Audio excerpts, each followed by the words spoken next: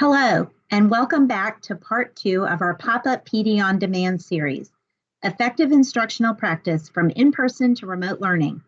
I'm Carol Dibble from the Connecticut State Department of Education Turnaround Office, and I'm joined again today by my colleague, Greg Drusko, a consultant in the Turnaround Office. Today's PD is the second of a two-part series to highlight 10 effective instructional strategies and how to bring them to life in the remote setting. So here are our learning targets for the series. First, we're going to examine effective instructional strategies. Number 2, we're going to exchange ideas for bringing these instructional strategies from in-person learning to the virtual classroom. And number 3, hopefully we're going to learn from one another. And here are our learning targets for today's learning session. We're going to examine 5 additional effective instructional strategies, and we're also going to consider ways to bring these instructional strategies to the remote learning environment. So why are effective instructional strategies important for our students? Schools around the country have shown significant gains in narrowed achievement gaps by implementing research-based high-leverage teaching strategies. Effective instructional strategies close the gap for our most vulnerable students. These are equitable strategies for meeting the needs of all students and supporting them as they build their identities as learners. The most effective way to positively impact student behavior, attendance, and engagement is to use instructional strategies that excite students about learning. This is why we need to focus on instructional strategies that are rigorous and engaging and that involve students directly in the educational process. In 2020, it is vital to not only bring these practices to in-person learning, but also to the remote classroom. These practices can shift teaching to be more effective and reach the needs of all of our students in the 21st century. In our previous session, we focused on the first 5 instructional strategies for in-person learning and how we were able to bring them into the remote classrooms. They included setting learning goals, providing visual supports for learning, explicit teaching, concept maps created by students, and selecting high-quality tasks. Today, we're going to focus on an additional 5 instructional strategies chosen because of their high impact on teaching and learning. We encourage you to consider how these strategies might be transformative for your students and learning, as well as your community. How might these strategies help you reach all students and change the course of school for them, whether you're in person or remote? Our first strategy that we're going to look at today is worked examples. Worked examples go beyond watch me and see how I do this problem. Here we are suggesting to create worked examples that help students develop their conceptual understanding and the process of how to get there. Providing students with worked examples helps them understand what success looks like. Exemplars set the expectation bar of what good work is going to be. As you see in the examples to the right, a faded work example helps students reason about the way the work is done in order to develop their own rules and understanding. Worked examples are tools to help students develop a procedural understanding of a concept in a step-by-step way. They also foster great critical thinking skills as students reason to understand why or how a problem is solved. So if you're synchronous, it's obviously beneficial for you to model the work for the students. But if you're not and you're asynchronous, providing videos of how-to processes as well as rubrics for success criteria will enable the students to clearly see how to get to the end goal of a concept or a problem. Some remote learning platforms or strategies might include video yourself on screen Castify, modeling those problems, using YouTube for pre-made videos. TeacherTube also has those as well. And then BrainPop offers BrainPop Junior for elementary, BrainPop for the upper levels, as well as BrainPop ELL and other learning platforms that are extremely beneficial for these worked examples in the remote classroom. Our next strategy is asking great questions. Questions should go beyond students report what they know, and they should be used as a tool to develop deeper understanding and learning. Right answers are necessary, but they're not sufficient. Asking questions where there's only one right answer doesn't really challenge students to develop and share their thinking or their understanding of a problem. Wrong answers should be met with probing questions to uncover misunderstandings and challenges, and right answers should also be followed up with questions that allow students to verbalize or write about their thinking.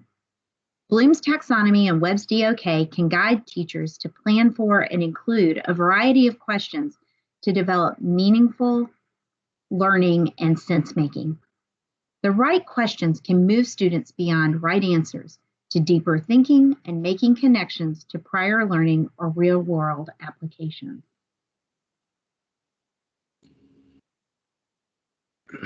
Oftentimes when we're in the remote setting, we're just happy to have those one or two students that are able to unmute and correspond and talk with us. But when we're using questions in the remote classroom, embedding those questions into the presentations or classroom is a valuable way to keep the students engaged, as well as check for understanding, not just from one or two students, but from all of the students.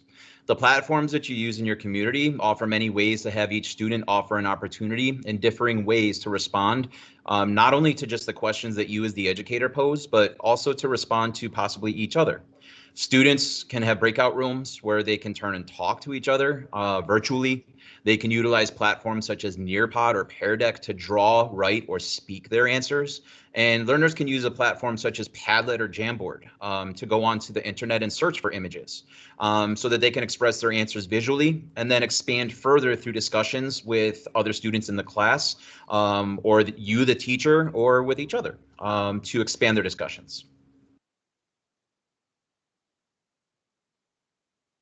Students need time for practice.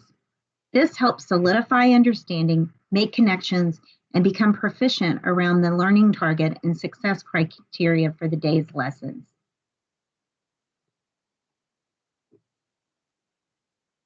They do need time for practice, but it also needs to be with more complex tasks, like you see listed here.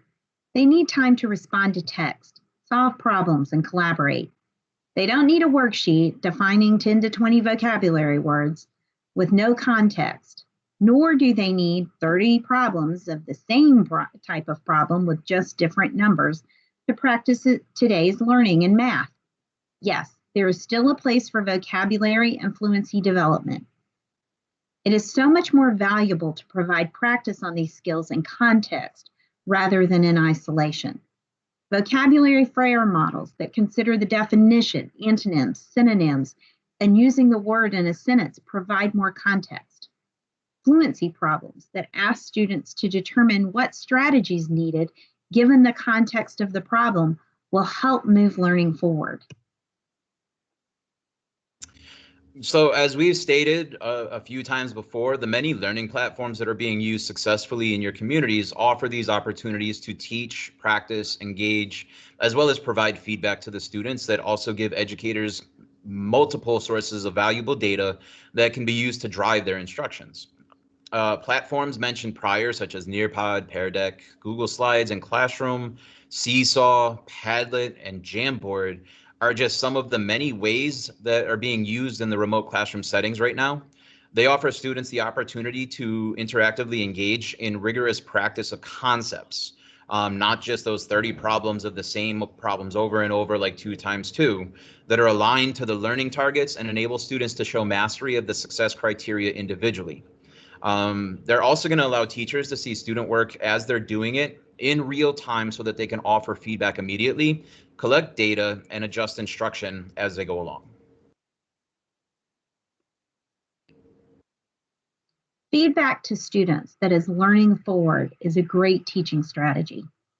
According to John Hattie and Helen Temperley, and I'm quoting here, feedback is one of the most powerful influences on learning and achievement, but this impact can be either positive or negative, end quote.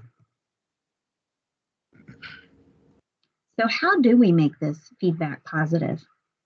During my education, I received a grade at the top of my paper. Sometimes I was happy about it, sometimes not so much.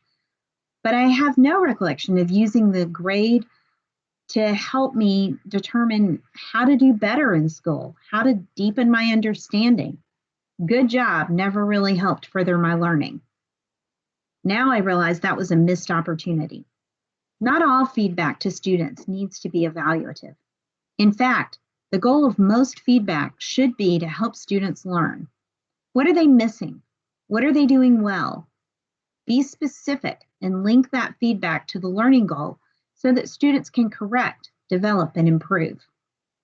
Feedback should not be a gotcha, but it should be a way to coach students to better understanding.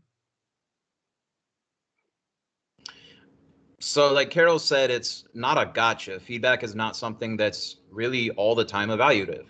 So feedback in the remote classroom setting can be instantaneous in real time while the students are working synchronously, or it can be left for the students on their work that they hand in asynchronously.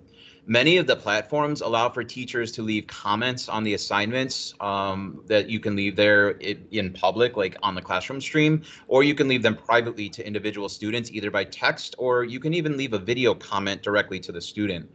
Either way, the feedback that's remote needs to be the same as if you were providing feedback in person. It needs to be timely, it needs to be detailed, and it needs to be actionable. But most importantly, it also still needs to be centered around the learning target to move understanding forward around that success criteria. Our final instructional strategy that we're going to discuss today is classroom discussions. Humans are social, and many of us are social learners. Classroom discussions help us bring ideas to life and engage in making meaning of new concepts. Talking through new ideas helps us make those connections and develop a deep understanding. Collaborative conversations aid in developing comprehension. Whether the conversation is staff to students, peer to peer, or small group, these conversations all play a role in the development of ideas and also our development as citizens as we learn to work together. Explicitly teaching students to engage in collaborative conversations creates the conditions for a positive classroom discussion. Here you'll see some sentence starters that you might teach your students to help them be able to really talk with others and deepen their learning. Student discussions are just as important in the remote classroom setting. It sort of wraps everything that we've already talked about on effective student engagement and classroom instruction with all the different learning platforms. Many of the virtual meeting platforms now have breakout rooms, Zoom, Google Meet, Microsoft Teams. They all have breakout rooms as well as chat functions that offer the ability to privately converse or have small group conversations. Additionally, students can also respond to discussion questions on classroom streams in places like Google Classroom or other platforms that act as peer-to-peer conversations that allow for responses when the students can actually get back to them if they're asynchronous. Teachers can also monitor these discussions and provide push for follow-up questions to help deepen the conversations that we talked about back in questioning to get to those deeper levels like the DOK 3s and 4s. Remember, these conversations definitely should revolve around the learning target and success criteria.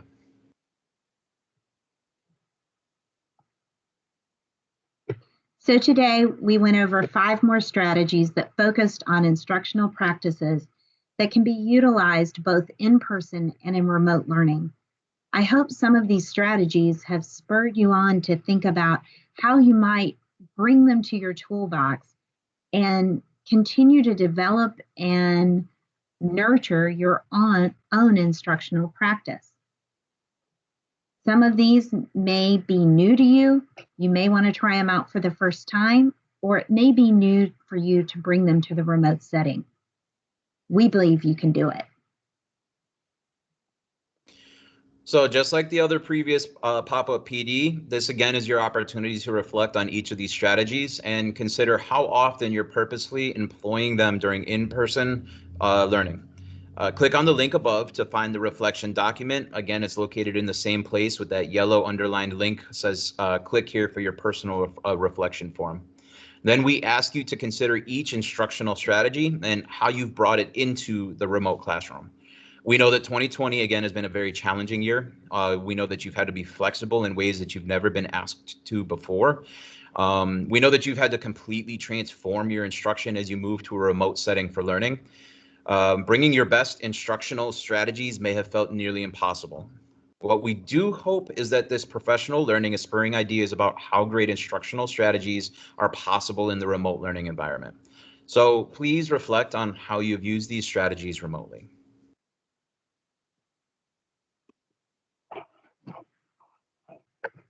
As we close today, I want to ask you to think about your next steps. We have 2 activities that we want to share with you. The first one you can do individually or with your team. The second is definitely a team activity. The first one's called Stars and Stares. Start with the stars of the day or of the series. What's really resonated with you? What was affirmed that you know you're doing well in your practice? What are the stairs? These are the opportunities you have for growth. There will be some work ahead, climbing, learning, moving up the ladder of understanding. What are you ready to tackle? And now I'm going to turn it over to Greg to share a team activity. Thanks, Carol. So like Carol said, this is definitely something to do with your team, and it's called Team Chalk Talk. So if you're processing with your team, Chalk Talk is a great tool for making connections and learning. So you're going to start with a paper and everybody has a marker. So you want to draw a bubble in the middle with an effective and write effective instructional strategies. Then you're going to set the timer for 3 to 5 minutes and nobody is allowed to talk until the time goes off. Everybody begins to add to a concept map and you want to build on one another's ideas and don't be afraid to ask each other questions as you build. When the timer goes off, you want to recap and then you want to address the questions that came up onto the Chalk Talk. It's an extremely valuable tool to work together as a team as you reflect.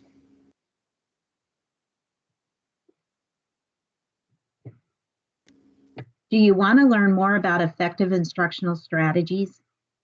If you haven't seen it yet, check out Pop-Up PD on Demand Part 1 for 5 additional effective instructional strategies. Also, you can go to the Connecticut Learning Hub to find the PD on Demand playlist with the same title. You can use this tool to self-pace and guide your learning to explore additional resources and ideas on effective instructional strategies. So, as you engage in the work implementing effective instructional strategies in the remote classrooms, just the same as our first professional learning sessions, we definitely want to see the examples of these instructional strategies that you're doing in your communities.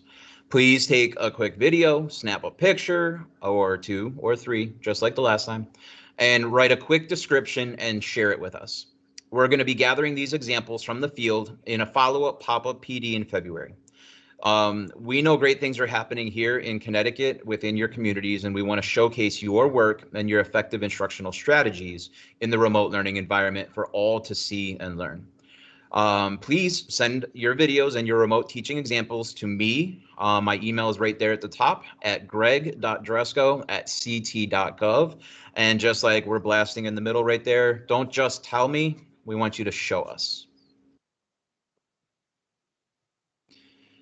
So we want to thank you for joining us for this second pop-up PD about instructional strategies for remote learners. Please be on the lookout in January for our next pop-up PD about formative assessment practices for the remote learners that Carol and I are also going to be conducting together. A new pop-up PD series will begin in January. I believe it's going to start on January 20th. Building community, promoting relationships virtually and in person. And it will include great information for building a community in 2021. We've included our emails here on this slide so that you can reach out to us with any questions or if there's any way that we can assist you as you continue with this work. Please stay tuned for the next slide so that you can see the resources that we've used to put together today's professional learning, and we hope you've enjoyed it. Thank you again for joining us, and we look forward to seeing you again soon. Thank you.